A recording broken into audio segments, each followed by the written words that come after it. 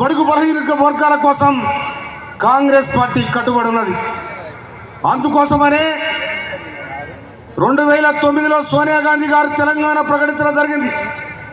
ఆ తర్వాత 2014 మన్మోహన్ సింగ్ గారి నాయకత్వంలో జూన్ 2 తారీఖు నాడు తెలంగాణ ప్రకటించడం 2013.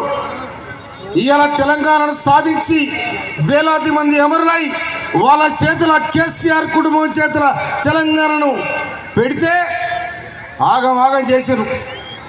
దోసుక తిన్నారు. ఎక్కడ పడితే అక్కడ దోపిడీలు వ్యవస్థనే మొత్తం సర్వనాశనం చేయడం జరిగింది.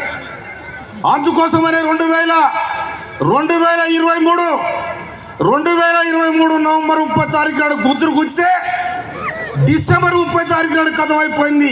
ఇది రేవంత్ రెడ్డి గారి నాయకత్వంలో ప్రజాపాలన ఏర్పడింది. అందులో మనకు ఇలా మన కళ్ళ ముందు ఇవాళ మన ఈ జిల్లా బిడ్డ, ఈ జిల్లా నాయకులు, ఈ జిల్లా మంత్రి ఇవాళ ఉత్తమ్ కుమార్ రెడ్డి గారిని తీసుకొచ్చి నా జిల్లాకు రావాలి, నీ జిల్లాకు రావాలి, నీ ఇంటికి రావాలి, నీ తెలంగాణకు రావాలి, నీ పోరాటం చేసిన సాధించుకున్న తెలంగాణలో మీరు ఇక్కడ మీ నదం ఇవ్వాలని చెప్పి నేను రావడం జరిగింది. గౌరవనీయులు తుమ్మల నాగేశ్వరరావు గారు, నేను కూడా వారు మేము ఒక్క దగ్గర ఉండివి. అయ్యా మరి తెలంగాణ ఇట్లా చేసిన వీళ్ళ కథ ఇట్లా ఉంది అంటే నువ్వు ఏం తొందరపడే నేను ఉన్నావని చెప్పి నాకు తుమ్మల నాగేశ్వరరావు గారు నాకు సలహా ఇచ్చారు.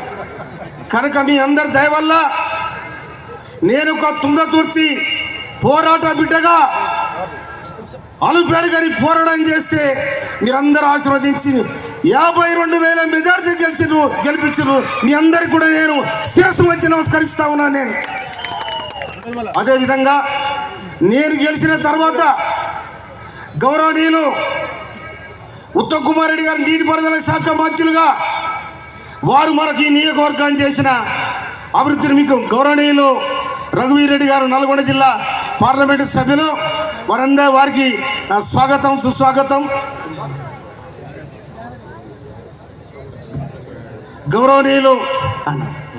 గౌరవనీయులు సర్వోత్తమ్ రెడ్డి గారు సీనియర్ కాంగ్రెస్ నాయకులు వారు వేదిక అలంకరించాలని మనం చేస్తా ఉన్నా.